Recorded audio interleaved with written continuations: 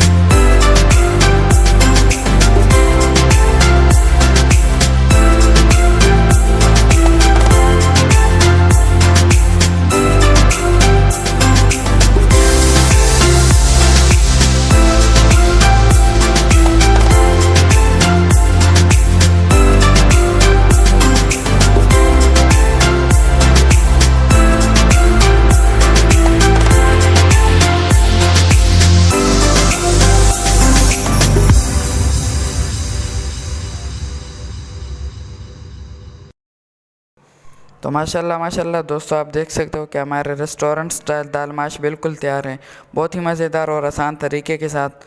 दोस्तों, आप कहोगे कि हमने इसमें नमक के अलावा ना कोई मसाला डाला है ना कोई ख़ास चीज़।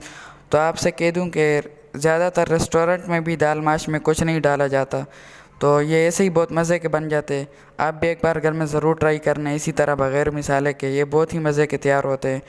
तो आज के लिए इतना ही। आई होप आपको हमारी दाल माश की रेसिपी की ये वीडियो अच्छी लगी होगी। अगर ये वीडियो अच्छी लगी हो तो प्लीज़ वीडियो को एक लाइक एंड चैनल को ज़रूर से सब्सक्राइब कर देना और एक कमेंट भी कर देना कि आपको दूसरी किस तरह की रेसिपी की वीडियो चाहिए। तो मेरी दुआ है अल्लाह ताला से कि अल्लाह ताला आपको सदा खुश और सलामत रखे।